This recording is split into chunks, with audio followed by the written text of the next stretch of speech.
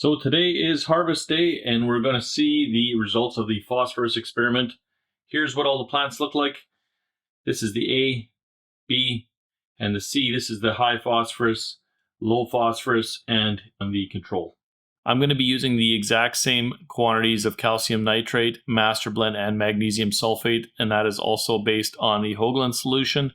The resulting ppms are indicated on the right hand side. That's exactly what I'm going to put in the control. And then from there, I can do the deficiency side, and I can also do the one that's got excess side to kind of see the different results. Okay, so for the A row, my deficiency set on this one, the resulting ppm is, so what I'm kind of targeting here is 10% of what's inside of the B pail, which is pretty close. 5.188 is pretty close to 5, which is about 10% of what's in my control. And the rest of the parts per million for the rest of the nutrients inside of the solution are pretty dang close. Pretty happy with that. Chemicals that I need to make this one happen here are listed on the left, and on the right hand side is the quantities for those of you that are keeping track.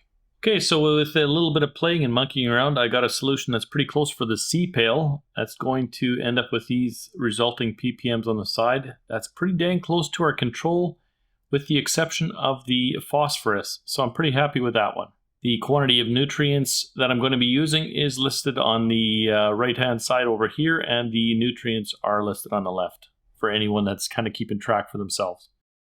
Okay, so I've got these things, pails all set up with the same amount of liquid in each. I've got my iPad with the mixing quantities, and the nutrients are all kind of in the vicinity. So I'm going to take and mix these pails all up. And for those of you that are doing the same kind of experiments at home, mix the calcium nitrate last, just so you don't get any precipitates forming and settling out of the solution. Okay, for the A pail, chelated micronutrients for plants, 0.5 grams of that. We've got 0.3 grams of the triple superphosphate. Oh, anybody else want a great hydroponic mixing spoon? These things are actually used for winemaking, but they were dang nice for a 5-gallon pail in a hydroponic room. And we got 6.8 grams of potassium nitrate. That's been sitting in my grow room for a while, a little chunky. Got 5.7 grams of magnesium sulfate. And last, there's 10.9 grams of calcium nitrate. That's not going to go in quite yet because this stuff is not totally dissolved. On to the B pail, we got 8.3 grams of master blend, 5.4 grams magnesium sulfate, and 12.8 grams of calcium nitrate. Here again, this isn't dissolved yet, so I'm just going to put this up on a ledge for now. On to the C pail, chelated micronutrients for plants, 0.5 grams. Got 5.7 magnesium sulfate, 6.2 grams triple superphosphate, 7 grams of potassium nitrate, and there's also 8.5 grams of calcium nitrate. Here again, not totally dissolved and mixed up, so I'm going to make sure they're all dissolved before any of these get the calcium nitrate. So while I'm waiting for that to happen, Daikon radishes are going to get planted into my pails behind me here. I'm going to put 3 seeds in every pail. And again, once they germinate, I will leave the best one in each pot. Now, for those of you that have watched the last video and wondered why I'm using triple superphosphate again, it does kind of have like a gritty compound to it, even after it's totally dissolved. Feels kind of like sand. I had 0 problems with pumps plugging or it getting picked up by the pumps. It kind of just sits at the bottom of the pail. And what I ended up doing when the grow was done is I just took a rag and was able to wipe that up. So as of right now, I don't have any hesitation using it again. Is there probably something better out there? There probably is. But for the time being, I have a bag of it. I'm just going to use it up. Now, wouldn't luck have it that the A pail, the one I'm trying to avoid putting phosphorus into, the pH is 6.4. So I'm not going to be using phosphoric acid. So I guess for this test, we will be going back to white vinegar because I don't have any sulfuric acid that I can easily get to. With 5 cc's of vinegar, we managed to get the pH to 5.96 for the A pail. And with a little bit of homemade pH up, the B pail is at 6.01. And I managed to get the pH to 6.03 with a little bit of pH up in the C pail. And last, we'll get our starting EC values. The first pail is at 2.52. The B pail, try to get a camera angle here that works. B pail is at 2.6. C pail at 2.57. Now those EC values are a little bit higher than what I would like them, but I'm not too concerned because these pails are nowhere near as full as they need to be. This is just so it's easier for me to pour them into the respective pumps on the respective lines. And what I'll end up doing is just taking one of the milk jugs you see behind me there, filling it up with RO water and adding a gallon to each. But whatever I do, it'll be on video so you guys know what's happened. Here's the other perk of mixing in a different pail and putting it into my reservoir in another pail. I don't know if you can see that in the video or not, but at the bottom of the pail, all that sandy sediment is just left in here, so I don't even have to worry about my pumps. So I'm just going to end up taking RO water, and I'll put 2 of these or 3 of these into each pail, and then I'll check on the EC and we'll kind of see where we ended up. Well, that's much better. That gives me an EC of 1.9 in the A pail, 1.93 in the B pail, 1.99 in the C pail. Leaving it alone would have probably been okay, but I think that might have been a little bit too hot for the little seedlings. So it looks like everything in my A, B, and C setup is up. All the plants are growing.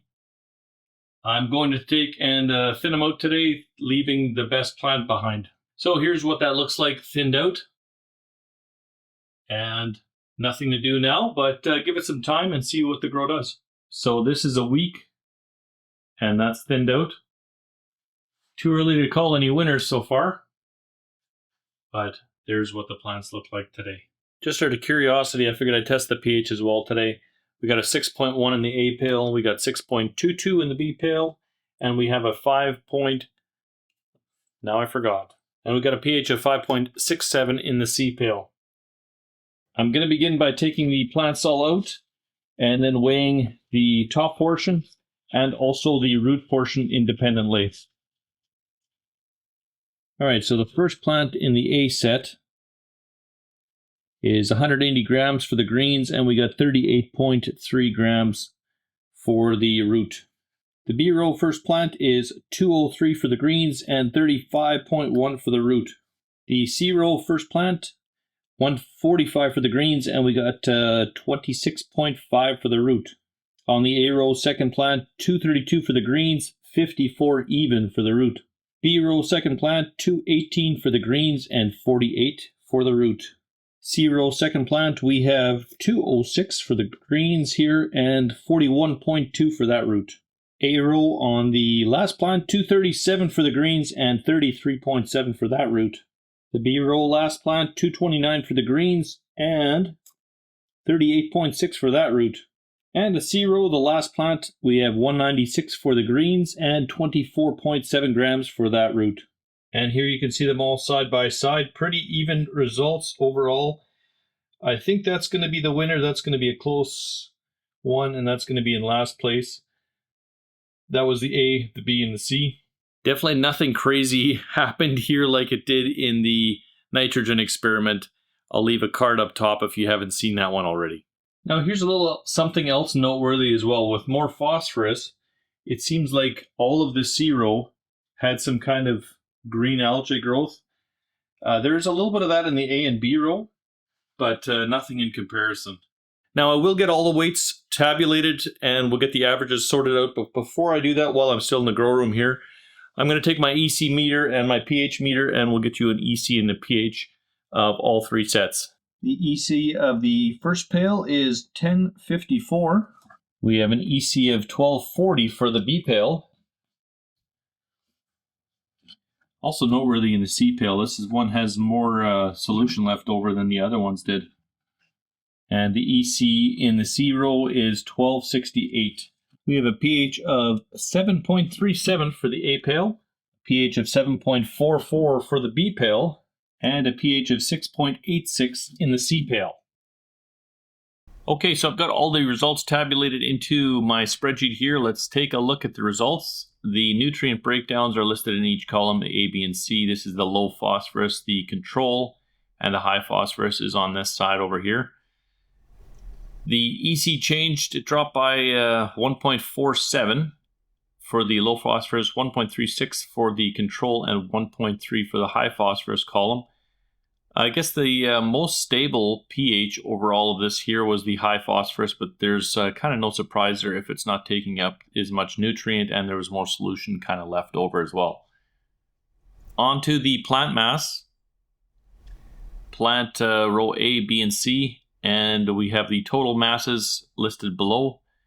We have 126, 122, and 92, which means the one with the lowest phosphorus actually performed the best here, kind of very close to the control, but kind of surprising. The average root mass was 42 for the A side, 40.6 for the control, and 30.8, so definitely a decrease in the C row. The average plant weight was dang near dead on between the A and the B, so that's kind of cool. And then a loss on the C row with the phosphorus being higher as well. So overall, 30.53 is the percentage of increase on the A row for having less phosphorus. The C row, we had a drop of 24.08 to adding more phosphorus versus just having a control plant.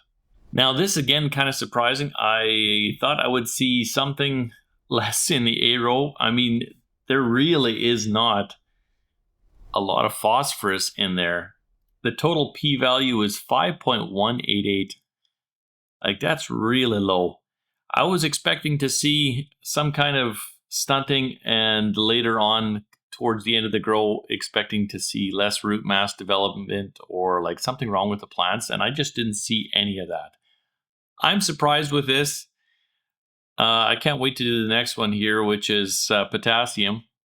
And maybe I'm just been using way too much nutrient value inside my grow for what the plants are precipitating or using for water. I don't know. So after I've got the potassium, the magnesium, calcium, and sulfur done, I have no tests planned for nutrient value changes. I'm thinking of doing a couple of pH experiments in there, and also doing some experiments with tomato growing and pH values there. Let me know what you're interested in seeing after those tests are done in the comments below. Anyway, the next test of potassium will be coming up. I will drop that on the side as soon as that puppy is done.